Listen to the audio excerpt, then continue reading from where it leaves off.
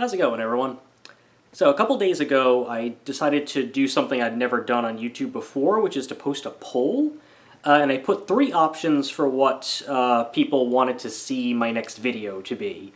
Now, granted, videos aren't as popular as they used to be back when I put up Goosebumps stuff and all that kind of nonsense. So only a handful of people voted. But the winner of that poll was that you wanted a tour of my Blu-ray collection. I'm a little bit surprised, I guess, though people have asked me for that before, and I have been shooting in front of my movie collection lately, so I guess people are just curious. I've been struggling with how to do that in a way that's not completely boring, and I haven't quite fallen on that yet, but I'm making the video anyway. Because I've seen people either, they just pan across and they talk about the movies, which is what I'm going to do, or they pull out each movie, show the cover, and individually talk about those movies, but that ends up making it like 4 hours long, and that's way too damn long. So I'm just going to pan across, I'm going to point out how I organize them, what the movies are. A couple caveats to that. I actually have four big bookcases that I'm storing them in. They're bookcases from Office Max, Office Depot, whatever it is. There's three shelves on the top, and then there's two shelves in the doors at the bottom. The bottom shelves I normally keep for like big box sets, so it's a mix of Blu-ray and DVD, so when I go into there, that's why that is. I'll probably do that last. And then on the top ones, I basically have all of the Blu-rays, which is one full case, and then almost all of the second case, and then the rest are DVDs. I'm just going to cover Blu-rays in this one. If people like this video and it gets a decent number of hits, and then they want to also see what I still have on DVD, I'll do that as a follow-up. So I'm going to start with the most recent ones that I've bought, because I've just been keeping them on my couch, and I haven't actually put them in any way, shape, or form on the bookcase. So, first, I picked this up from Severin. Severin is one of those boutique Blu-ray labels. They had a half-off sale. It didn't go well because their site crashed, but I didn't want any of the new releases anyway. There was just a catalog title I was interested in. So once the site went up and the sale was still going on, I just bought it from the site pretty easy that way. And that is this movie called Skinner. It's a blind buy. I've never seen it, but it has Ted Raimi, Ricky Lake, and Tracy Lords. Odd cast. It's from the 90s. Ted Raimi's like a serial killer who skins people. I don't know.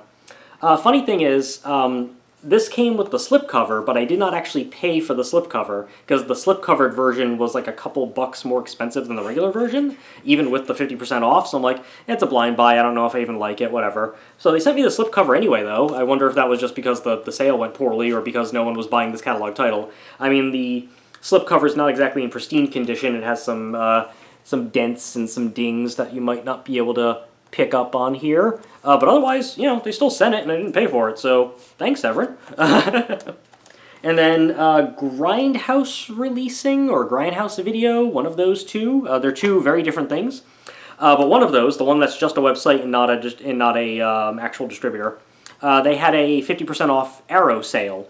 Not every Arrow title was there, so I did a couple, at the time, blind buys. The first was for this movie called Vamp. It was a blind buy, but I have watched it since. A movie from 1986, and it's about like these college kids. They go to like a strip club, and it ends up being full of vampires. I'd never seen it before, but I heard about it, I think maybe in a Red Letter Media video, because the guy who plays Long Duck Dong, and who's also in Gremlins 2 and UHF, is in it, but he doesn't have a racist accent. And watching this movie, it was really fun to see how much From Dusk Till Dawn and Tales from the Crypt Bordello of Blood stole from this movie I'd never heard of.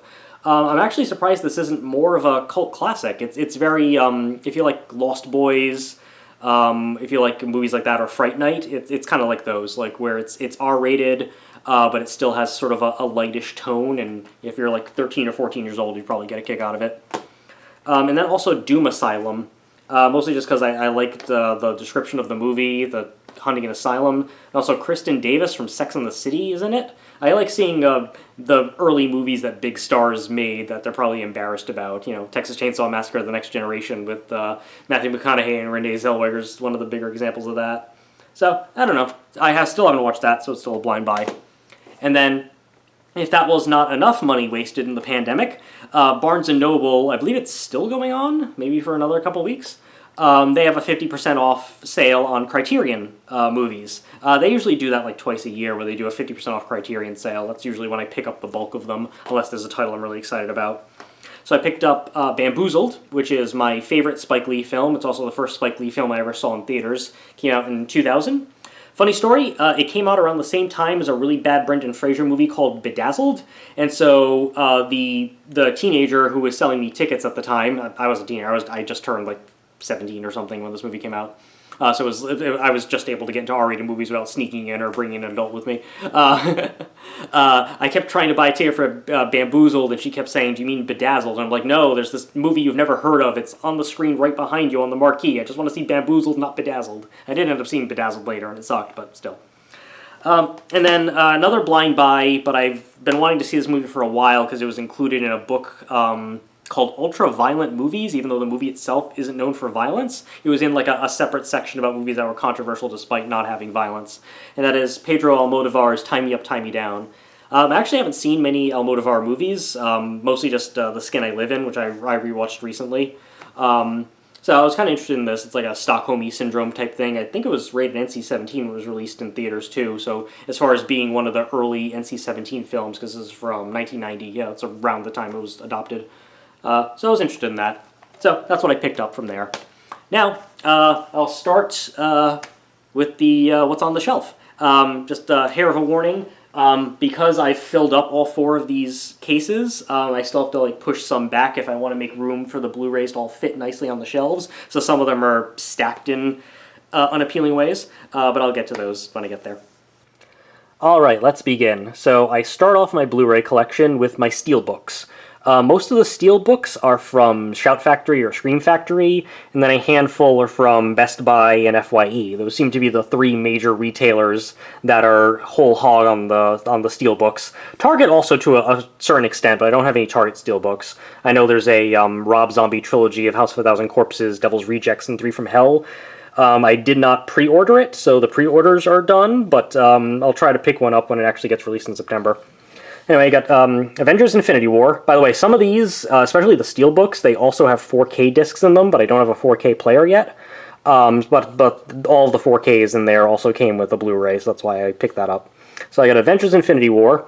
Bill and Ted's Bogus Journey, obviously with the 3rd Bill and Ted movie. People might be interested in that.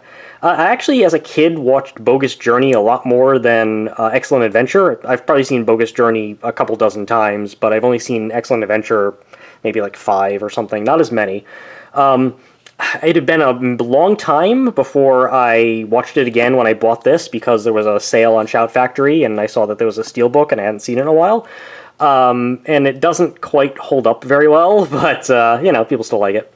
Stephen King Cat's Eye was a great PG-13 horror movie I liked as a kid. Escape from New York, of course. I made a huge video about how much I love Escape from LA, but of course Escape from New York is great. Ghostbusters 1 and 2. I also made a Ghostbusters 2 video where I showed this off, but it's 4K discs. Yeah, because I misspoke when I made that video. There's actually more discs than I remembered in there. It's got the 4K discs of Part 1 and Part 2, Blu-rays of Part 1 and Part 2, and then like an extras disc. Halloween, this is the 2018 Halloween. The original Steelbook from Best Buy sold out, but then they made another Steelbook with the 4K that also came in a Blu-ray, so I snatched that up. It was the last copy they had. Halloween 3, Season of the Witch. I like Halloween 3. So sue me. Kingsman, The Secret Service. I really liked Kingsman. I'm looking forward to the new prequel whenever it ends up getting released, because Corona cut it down. The second one was not as good, though I did like Elton John and Julianne Moore in it.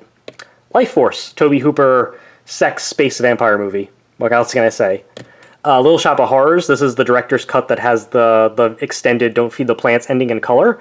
The first time I saw the director's cut with the color ending, because there had been a bootleg black and white one on the internet for a while, it was a Fathom Events re-release in theaters that I went to see pretty close to Halloween one of the years, I think a couple of years, maybe 3 years ago. But Little Shop of Horrors has always been one of my favorite films as a kid, and I still love it. Prince of Darkness, another John Carpenter film. Not one of his better ones. It's more like mid-tier Carpenter. It's definitely not top-tier Carpenter, but, Ready Player One, not the best movie, but I kind of like the nostalgia thing. I kind of treat it as like a Who Framed Roger Rabbit type thing. I know the book is garbage, and I don't care. But because the movie, it's still, enjoyable for what it is. Rick and Morty Season 3. I don't have Seasons 1 or 2 in Steelbook. I'm not even sure if they were released on Steelbook, and I haven't seen any of Season 4 because I don't have cable or Cartoon Network. But yeah, I still like Rick and Morty, even though some of the fans are really cringy about it. They Live, one of my favorites. I think my next tattoo might be They Live related, whenever I end up getting around to that. And The Thing, so 2 Carpenters back-to-back, and I mean, what else can I say about The Thing? The Thing is awesome. And then when we leave the Steelbooks, we move on to the Criterion Collection, because I am a pretentious film snob, of course, despite all of the B movies that you'll see later. So we got Lars von Trier's Antichrist, the Before trilogy, Before Sunrise, Before Sunset, and Before Midnight. I absolutely love those movies, and of course, longtime viewers or people who know me know that I am a huge fan of Ethan Hawke. He is my hetero man crush, and those movies are just phenomenal. Beyond the Valley of the Dolls, directed by Russ Meyer and written by a early Roger Ebert. Blowout, great Brian De Palma film. I really love the movies where De Palma tries to pretend he's Hitchcock. Absolutely, it's a really great movie. I just watched it again very recently when quarantine started, and man, it's that great. Blue Velvet, because I love me some David Lynch. This was also filmed in North Carolina. I should go down to Wilmington sometime and try to see if I can figure out where it was filmed. The Breakfast Club, because who doesn't love The Breakfast Club? Broadcast News, James L. Brooks, sort of a media satire, very relevant these days. Probably not as famous as Network, because it's kind of more of a dramedy, but yeah, definitely great. Carnival of Souls, which is in the public domain, so you can probably watch it for free if you don't want the Criterion. And also Riff Tracks has riffed it a lot, but it was a very interesting black and white horror movie, very surreal and stuff. I like it. Shay Part 1 and 2, because I'm a fucking communist. but also Steve Soderbergh doing this 2-part Shay, not quite biopic. The Part 1 is about the Cuban Revolution, Part 2 is about the failed Bolivian Revolution. Really phenomenal films. Curious Case of Benjamin Button, because I am a simp for David Fincher. I always love, a lot of the movies that I want to win Best Picture but end up losing are the ones that are released on Criterion as opposed to the film that actually wins. Not always, but a lot of years, and that also explains next to it Richard Linklater's Boyhood, a movie I also really liked.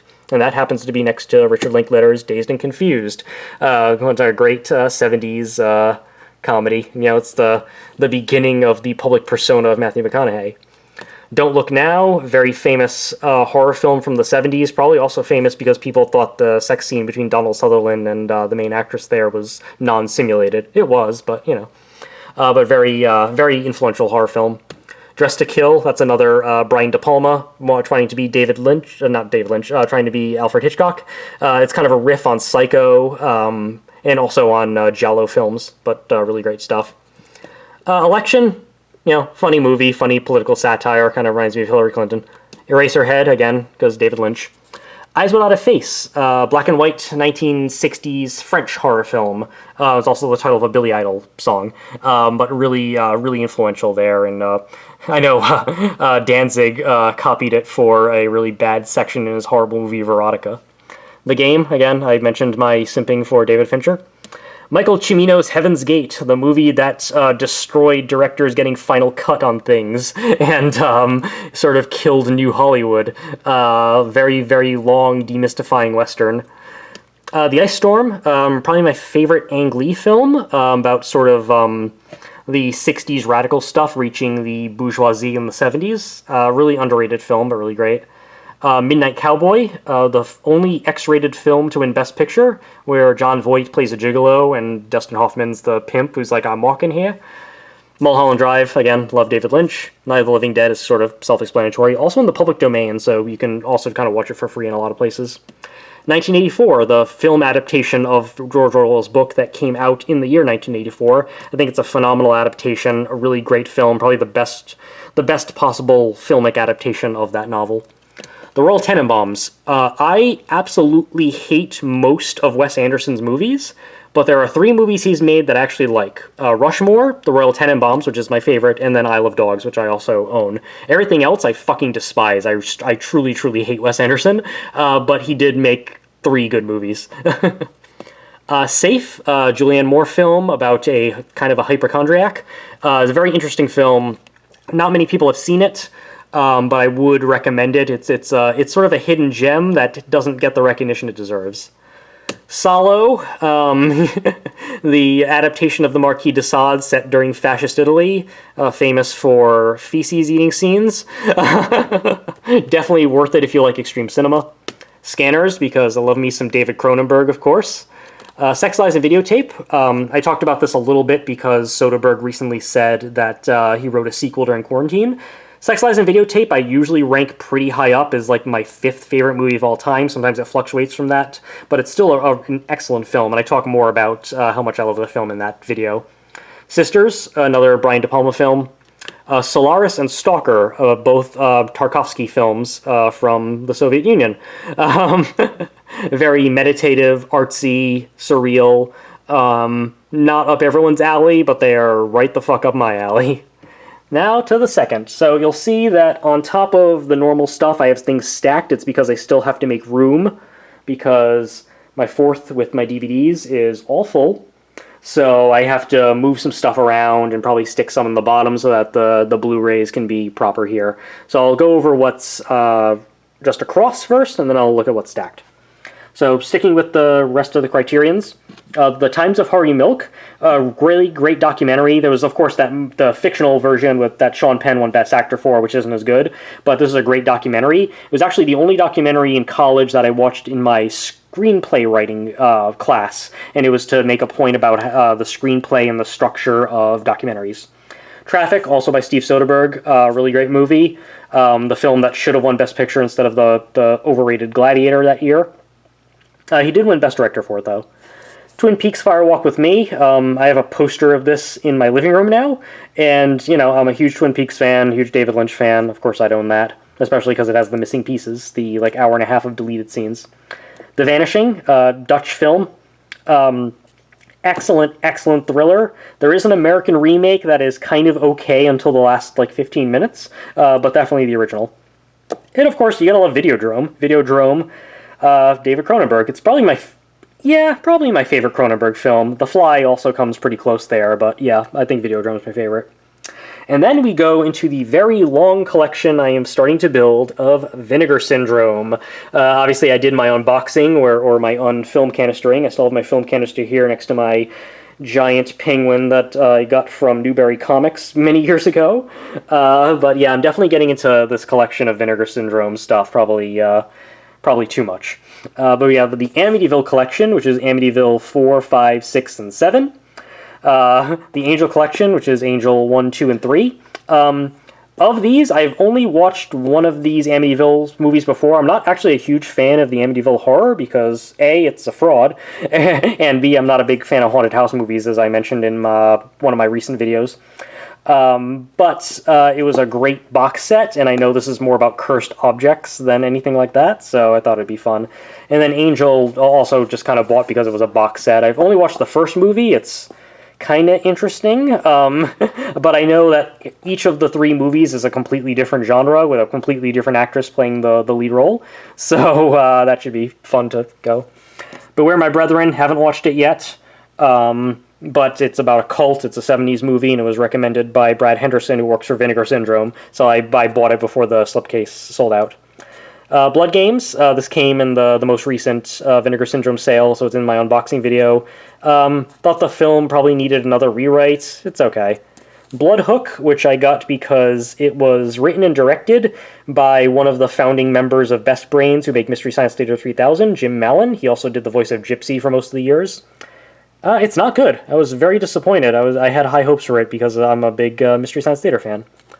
Bloody New Year, which isn't all that good either, but I think this was the worst print that they scanned. It was they only found one print of the movie on 35, and it was heavily water damaged, so you can see a lot of that damage there, but I'm glad at least they preserved it. Body Melt, which, not the best story-wise, but has some of the best goopy body horror effects you've ever seen. Candy Snatchers, which is actually really good. It was, because Vinegar Syndrome, they make, like, bad movies, or they put out bad movies, or so bad it's good movies, or sometimes legitimately good movies. Candy Snatchers goes into legitimately good. It's a great 70s kidnapping thriller. Not as sleazy as you would think, but still really good. Corpse Grinders, haven't watched it yet. Corruption, that's actually one of the porns that Vinegar Syndrome puts out. I only really bought it because as an Easter egg, there is a not very well restored version of the infamous horror film Last House on Dead End Street, and until Vinegar Syndrome gets around to putting out a proper release of it, I figured I might as well just buy this just to have that. I have watched the porn, it's not good. But I did buy this when they had like a Valentine's Day porn sale, so it was super, super cheap. Death Row Game Show, that was a really fun direct-to-video film about putting death row inmates on a game show to fight for their lives. It's a very much like a Kentucky Fried Movie, Attack of the Killer Tomatoes type tone of it, but fun. Disco Godfather, Rudy Ray Moore, put your weight on it. Don't Go in the Woods Alone. This is a very early slasher film from the very early 80s. It starts off very slow and isn't very gory, so I had poor expectations for it, but then as the movie goes on, it ramps up and it gets a lot better. Frightmare, interesting concept for a film where a big horror star dies and then some kids come to desecrate his grave and so he kills them. Early role from Jeffrey Combs from Reanimator, still not very good. Graduation Day, probably the best slasher film that Troma ever put out because they didn't produce it.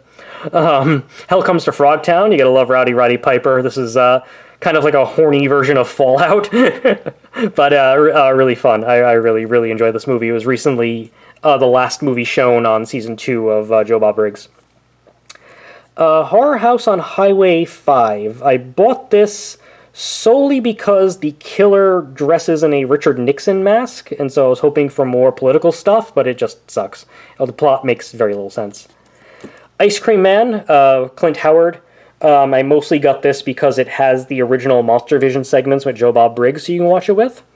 It's an okay film. It tries to thread the needle between gory R-rated horror and kid-safe horror like Monster Squad and doesn't quite get there.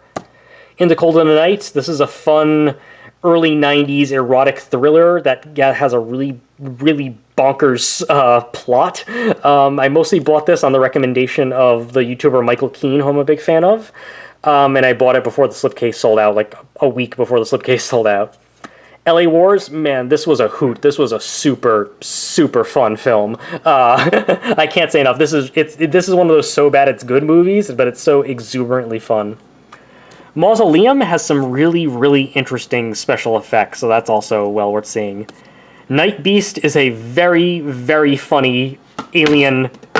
something fell. A very, very fun alien invasion movie, very humorous. And funnily enough, J.J. Abrams, the man who ruined Star Wars, did the music in it. So it's definitely the best science fiction film J.J. Abrams had anything to do with. Nightmare Weekend, it has one of the best, most bonkers trailers I've ever seen, but the movie doesn't quite live up to that. Night Train to Terror, famously an anthology film that took 3 full-length movies, cut them down to 30 minutes apiece, and made it an anthology, so it doesn't quite hold together. Haven't watched it yet, but I'm looking forward to it. Pledge Night, horror movie. The killer is a member of the band Anthrax. I know a lot of it was cut, but a lot of the cut violence couldn't be found to be restored. First half is basically just a college, Animal House type sex comedy, and then the second half is a okay slasher. It's a decent little movie. Psycho Cop Returns is a very fun movie. I've never seen the first one, but basically there's a bunch of guys, they stay at the office late at night to have a bachelor party for one of them, and then this psycho cop comes to kill them. The psycho cop is played by the guy who plays Bob Vance on The Office, so that's also funny. It's also funny that even during the daytime scenes, they never turn the office overhead lights on, so it's the worst lit interior in the history of the world. Savage Dawn, sort of a biker western movie. I wasn't too keen on it. Savage Harbor, what can I say? I love bad Frank Stallone movies, and this is a fun bad Frank Stallone movie where it's obsessed with avocados. Slaughterhouse, still haven't watched this one yet. I know it's kind of a Leatherface type thingamabob, though he doesn't wear a mask.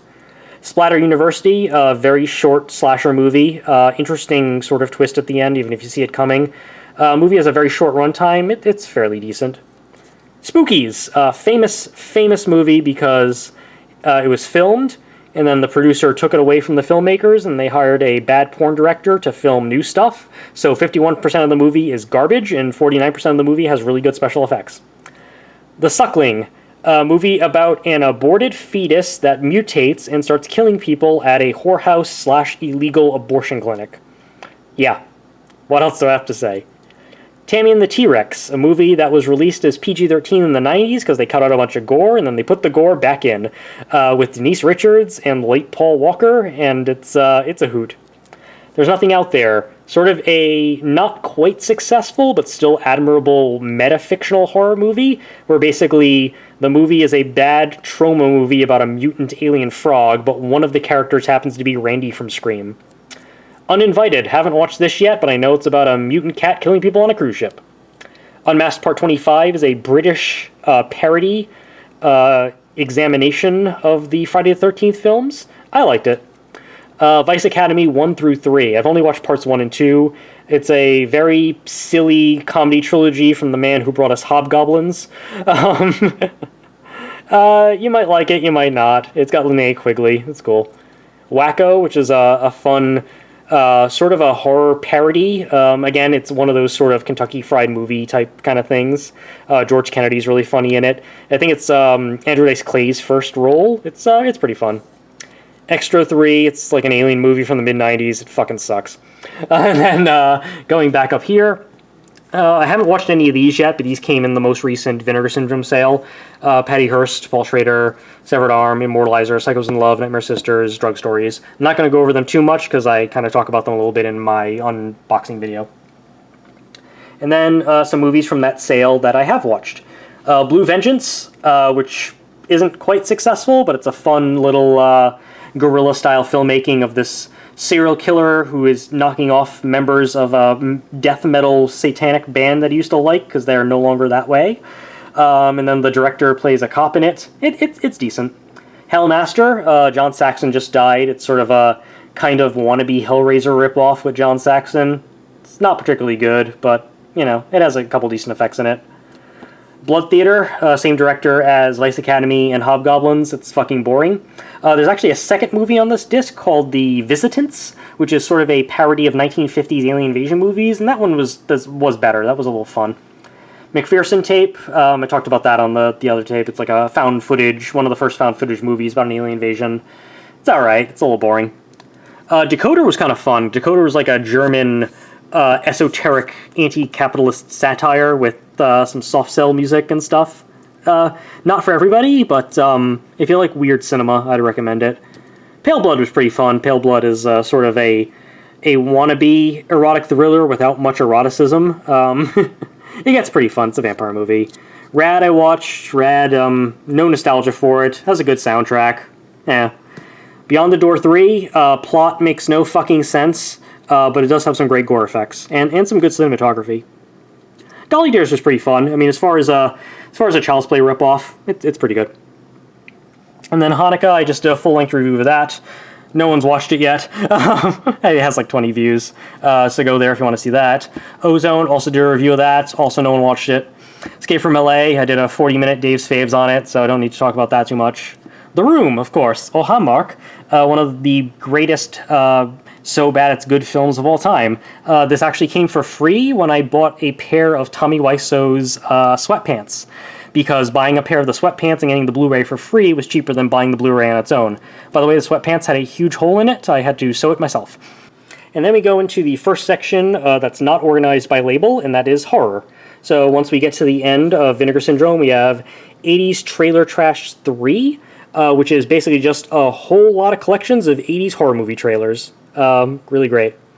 All the Boys Love Mandy Lane. To the best, I don't know if this was released on Region A on Blu-ray, but basically the Weinstein Company had the rights to it. It did gangbusters at film festivals, and then the Weinsteins, the piece of shits that they are, they kept it on a shelf for many years, and then it was released in England, but not really anywhere else, including the US, so I ended up having to buy this Region B Blu-ray from England, because I read that there's one extra on here that I can't watch, but the movie itself is not region locked, so that was how I was able to watch the movie years before anyone else in the US could if they weren't pirating stuff.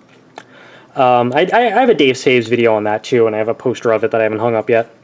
Blood Rage, one of the few Thanksgiving-themed slasher film movies, doesn't have a lot of Thanksgiving ambiance to it, but it's a fun film. And then we go to Body Snatchers. This was a Warner Archive release, Abel Ferrara's 1990s AIDS metaphor version of it. Really like that movie. The Brain, for years this wasn't available on anything except VHS, and they finally put a Blu-ray out on it. That's a really, really fun creature feature. Brain Scan I made a video of already. The Bunny Game, that was recommended to me by a guy in a message board who claimed to be one of the producers of a Serbian film. I don't know if he actually was or not, but it's basically an extreme kind of movie about a serial killer who kidnaps a prostitute and kind of does psychological torture on her. It has a lot of Jesus metaphors, which is why I've read reviews saying it's sort of like the secular version of Passion of the Christ. It's kind of worth a watch if you like extreme horror, not as far as extreme for gory, but for tone and stuff.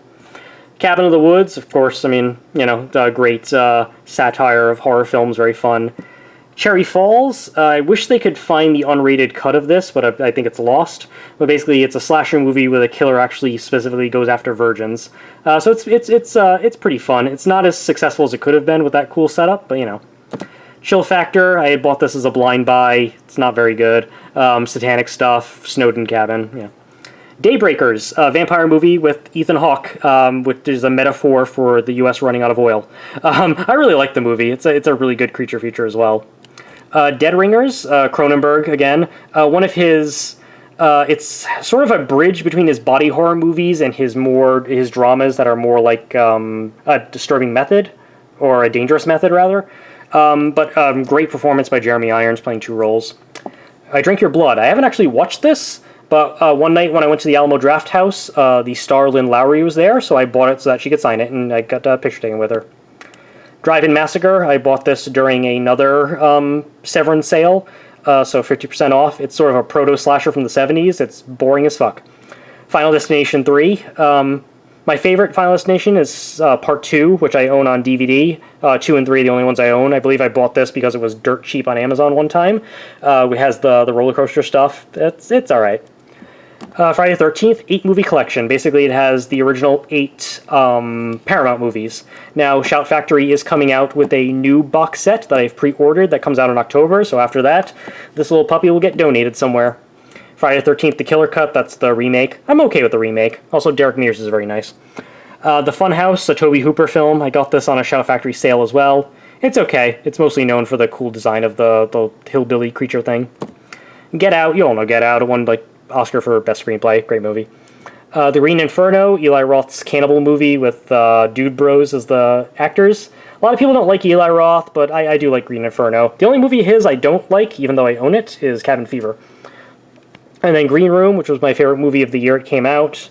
I just recently saw the director's one of his other movies, Blue Ruin, which was also really good. But I really love Green Room.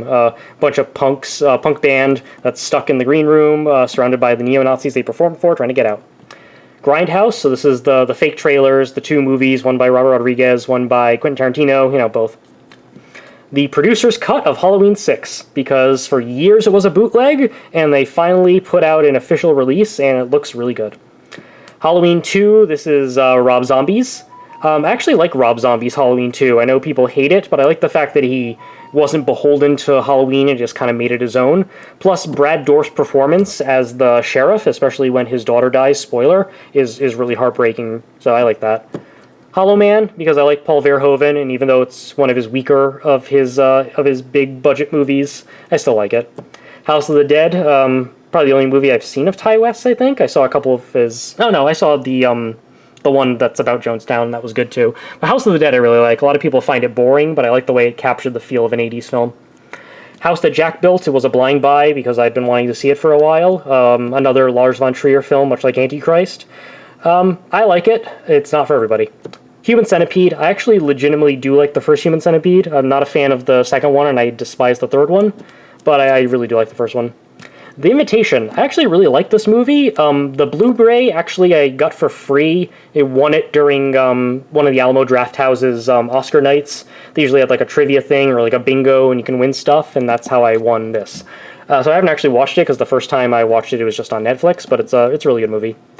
It Follows, probably my favorite horror film of the last couple years. 5 years? Is it more than 5 years old at this point? Don't remember. I have the soundtrack on vinyl. But I absolutely love this movie. It was definitely my favorite movie of the year it came out. The first time I saw this, it was one of the most unpleasant experiences at the theater because some piece of shit teenagers ruined it by kept talking, and then they mocked me on the way out because I told them to shut up in the middle. But then I still worked at the theater, so I could still see it a second time for free, and it was a perfectly quiet theater. I absolutely love this movie. Jennifer's Body. I've always liked Jennifer's Body. It's finally getting the kudos and recognition it deserves because it was kind of mismarketed. Diablo Cody wrote it. I really liked the movie. And then, of course, Killer Clowns from Outer Space. Yeah. Gee, do I like that movie? I don't know. Do I? Do I like Killer Clowns from Outer Space? Leatherface. This was the most recent Texas Chainsaw Massacre movie. Yeah, because it came out after Texas Chainsaw 3D. It's sort of a origin story of Leatherface. It was a blind buy because it was dirt cheap at FYE. It's an okay movie. It's just that, given the events of this movie, I do not buy how the character who becomes Leatherface becomes Leatherface. Let the Right One In, a great Scandinavian vampire film. I even like the American remake Let Me In is actually pretty good too. Mandy, Bugnuts crazy Nicolas Cage. You'll love that. Martyrs, probably a tie for my favorite horror movie of all time, with the original Dawn of the Dead. Martyrs was not released on Blu-ray in the United States. I still don't think it has been, but it's a French movie, so they did do a Blu-ray for Canada, and I was able to import that because Canada's still Region A. But I absolutely fucking love Martyrs. Excellent, excellent movie. I cannot recommend it highly enough. Maximum Overdrive, the one movie that Stephen King ever directed, and he was high as fuck on cocaine the entire time. It was filmed here in Wilmington. I'm not in Wilmington, but in North Carolina. But it was filmed in Wilmington, takes place there. Went to a horror convention in Raleigh where the guy who restored the Goblin Head was there, so I took a picture with the Goblin Head. It was very fun. Microwave Massacre. This was a blind buy, mainly because there's a giant Microwave Massacre bookcase in the Alamo Draft House I go to. Wasn't a big fan of this movie. My Bloody Valentine. The fact that they actually got and restored the unrated version with all of the good gore kills is why I bought this. And there was also a Shout Factory sale. Because originally I had the DVD that had the R-rated theatrical cut that was cut to smithereens. And, you kind of lose all the fun that way. People Under the Stairs. Wes Craven movie. One of his better post-90s pre-Scream movies, because it was made in the early 90s. Great metaphor for Reaganomics and shit. Poultrygeist, one of my favorite trauma movies. Musical, zombie chickens, fast food. Predator triple feature. I think I got this at a thrift store. It's Predator, Predator 2, and Predators, the Robert Rodriguez film. I like all of those movies. Yes, even Predator 2. And then the 3 Purge movies. I like The Purge. They're just super blatant metaphors. Repo, the Genetic Opera, from the director of Saw 2, 3, 4, and the new Saw whenever it comes out after Corona. Rock opera musical, I really like it, but a lot of people don't. Return of the Killer Tomatoes, my favorite of the Killer Tomatoes movies. Loved it as a kid. Recently rewatched it like only 2 weeks ago. Doesn't quite hold up, but I still like it. Return of the Living Dead, of course, one of the great zombie movies, zombie effects, very funny. The Ruins, I read the book. I read the book after I saw the movie. I like that the movie keeps the same premise and keeps the same characters, but has them die in different orders. The book is excellent. I'm also a really big fan of this movie. There's a couple things it could have done a little bit differently, but I actually really, really like The Ruins. I think it's underrated. And then I have Saw 4, Saw 6, which is my favorite Saw that's not the original, and then Saw 3D. I don't have Jigsaw, and I really hate Part 5, and 1, 2, and 3 I still have on DVD. I Saw the Devil, Korean serial killer movie with the lead actor of Oldboy in it. Really good. Scream 4. Obviously, I love Scream 1 and 2. I despise Scream 3. And I love Scream 4 up until the very ending, when the ending that should have been is abandoned so that they do that stupid refilming in the hospital. A Serbian film. I have the uncut version as a bootleg DVD, and this is an edited but still NC-17 rated Blu-ray. There is an unrated Blu-ray that's supposed to be coming out from Unearthed Films at some point, but I don't know when. Shocker, Wes Craven. I like it. I Spit on Your Grave, the original, not for everybody. It's probably the quintessential rape revenge movie. I mostly bought this. I bought it. It was a blind buy when I bought it. I've seen it a few times since, but I had never seen it before when I bought it. And I mainly bought it because Joe Bob Briggs did an audio commentary, and this was before Joe Bob Briggs' most recent renaissance because he has the Shudder show. Society, excellent late 80s body horror movie, satire of capitalism and class, excellent film. The Stepfather, Terry O'Quinn. It's one of those horror movies I saw early on as a teenager, and I've always liked it. The Stuff. Who doesn't love The Stuff? Also a satire of capitalism. Suspiria, the original, Dario Argento. I actually like the remake of Suspiria better than this, but I know that's blasphemy. Terrifier. You know, I bought this as a blind buy because someone I worked with at the movie theater recommended it. And then it ended up getting added to Netflix like a few months after, because I did a review of this when I first bought it. It's still on my channel. And then once it hit Netflix, it became this huge hit, and now there's like a sequel that's already been prepared. I met the guy who plays Art the Clown, and I met the writer-director at a horror convention. Both really nice guys. TerrorVision and Video Dead double DVD, or Blu-ray, rather. I saw TerrorVision for the first time at VHStival at Alamo Drafthouse last summer, and really liked it. And then Shout Factory said that this Blu-ray was going out of print, so I bought it. The Video Dead is a fucking awful movie, but TerrorVision is really good. Veronica. This is destined to be one of those classic so bad it's good movies. The third of the 3 anthology films is boring as fuck, but the first 2 are just great. A Wishmaster collection, it's Wishmasters 1 through 4. Wishmaster 1 and 2 I like as guilty pleasures, 3 and 4 not so much. Wolf Cop. This is Wolf Cop 1 and the second one, another Wolf Cop. I like the first Wolf Cop, I still haven't watched the second one. The Woman, this is the only other Region B Blu-ray that I bought because it came out on Blu-ray in England many, many months before it finally came out in the US. And even though the extras weren't available to play on a Region A player, the movie was not region locked. There was a new release of it recently, but I like Lucky McKee. Lucky McKee co-wrote this with the author Jack Ketchum and then directed it. And then the book was sort of written concurrently to the screenplay, and I actually have a copy of the book that I bought from Cemetery Dance that's signed by both Lucky McKee and Jack Ketchum. Jack Ketchum has since passed away. Battle Royale, this is Battle Royale 1 and 2. It was a blind buy. I don't like Battle Royale. I know, I like Hunger Games, and I don't like Battle Royale. Go fuck yourself. Chronicle. Despite the fact that Max Landis is a piece of shit, I really absolutely love the movie Chronicle, and Josh Trank, he's also kind of problematic, but not in the same way as Max Landis. He's just problematic because he, bite the hand that feeds him. Cloud Atlas, it's a movie from the Wachowskis that I like. Not many people do, and I can understand if they don't, but I really like Cloud Atlas. Demolition Man, who doesn't love Demolition Man? 3 Seashells. Dredd, I'm a big fan of the Judge Dredd comic book character. I even kind of like the Sylvester Stallone shitty one, but this was a much better adaptation. Gamer, this is a movie from Neville Dean and Taylor, the guys who made Crank and Crank 2. I actually really like Gamer and think it has some really smart satire in it, but, it's a Gerard Butler action movie, so no one else sees that. Gattaca, one of my absolutely favorite movies. It's definitely my favorite science fiction film, and I just absolutely fucking love Gattaca. I usually rank it as like number 4 in my top 5, also because, I'm an Ethan Hawke simp.